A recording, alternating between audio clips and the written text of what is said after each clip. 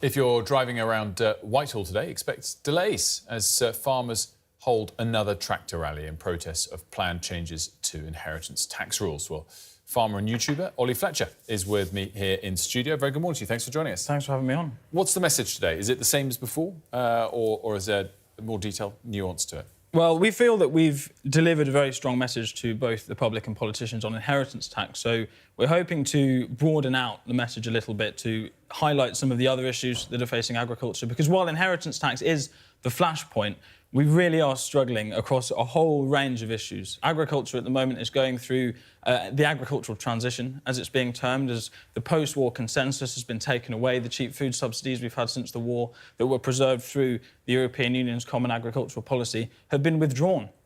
So we're not being supported to produce food anymore. Have been replaced with different types of subsidies. They don't support food production. They support environmental things, which tend not to support working farmers in the way they do support landlords. And as a result, 17% of people in this country are suffering food insecurity, which is not a coincidence. So I mean, it's interesting. I wasn't going to go down this route, but farmers in general are negative towards Brexit? I would say so. We used to milk 100 cows at home, and we were very strong believers in the work that we were doing, providing cheap, nutritious foods for our fellow workers in the countryside, in the city, forgive me. But that was the spirit of post-war agriculture. The consensus that was put in place by the Labour Party was that workers in the countryside would be empowered to own their own land, which at the time was actually quite remarkable. During the agricultural revolution, the idea that was established was that landlords would own the land and farmers would be tenants. So after the war, farmers as workers were empowered to own their land and provide cheap food for the workers in the cities. And that is the settlement that we're trying to preserve. But we're having to fight the party that implemented it to do so, which really is bizarre. So in terms of the engagement you've had, both on the past protests and today, are the government engaging with you on all of these topics and listening, do you feel, or not? The government aren't engaging with us as much as we would like. We have attempted to get representation from the Labour Party to speak at the protest, but I know from Vox Pops that we've done and from members of the public that I know personally, people not involved in farming, that this is getting through. People, even if obviously they have their own concerns, they might not be clued up on all of the different issues farmers are facing, but they do get a sense that the government are not being fair to us. And they have an understanding that what we're trying to fight for is in the national interest. We are fighting for food security, and this country has learned in the First World War and in the Second World War that we cannot take risks when it comes to our food supply. Albeit, of course, we're not in wartime at the moment. You talked about some of the different topics that you want to highlight today. What about different tactics? Are you reticent to elevate the scale of protest beyond tractors in Westminster and lose some of that support you might have? Polling shows that at the moment we are winning the argument with the public. Even most Labour members support our cause. So I'm very cautious to keep on that track. We are going to keep campaigning. We're not going to go away. We're organised now and we're going to keep using the machines that we're building, but we're very keen not to lose public support. So I would not personally support going off the deep end, doing anything that would antagonise the public, because we don't need to do that. What time does the protest really get going today? It should get going at 1. And anything that happens before 1 is not by Save British Farming. It's not by Save British Farming? No. That's our group. It starts at 1. It's all organised with the Met. As with previous protests, it will be done entirely by the book. We're very orderly, very polite, and hopefully it'll be a very good day. So what is your assessment of where we are at the moment? What is more likely, that you will have to go as far as implementing a tactic that would limit food supply, for example, or the government will back down on this inheritance tax issue? Well, I'm hoping the Labour Party will listen to us, because I think that what we're fighting for is fundamentally the preservation of a socialist policy that was put in place by the Labour Party after the war. It's worker ownership of the means of production. Oli, stick with us, because I want you to get your reaction to this. I know this is not part of your organised protest, but let's listen to Nigel Farage, who's just taken to the stage.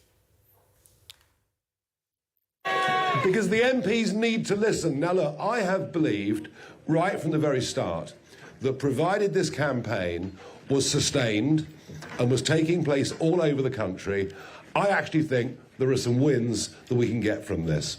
Why? Well, normally, governments with big parliamentary majorities can do what the hell they like.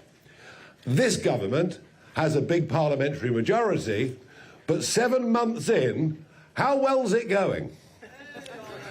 They are doing very, very badly indeed, and they're scared out of their lives. They've got 100 Labour MPs that are representing rural or semi-rural constituencies. And from what I can see, Joe Public is getting behind the concept that the family farm should not be driven out of existence. So politically, I think we can win this. And what's really exciting is other groups are getting on board too. Because this IHT, it isn't just the farms that it hits, it's family businesses as well. In fact, inheritance tax, when you think about it, it's on money that we paid tax on already. The whole thing's monstrous. So I think the country now is going to come together with lots of different groups, and let's just stand up and say no to death taxes, full stop. End death taxes. They're wrong, they're immoral at every level. And the way your community is being treated is unbelievable.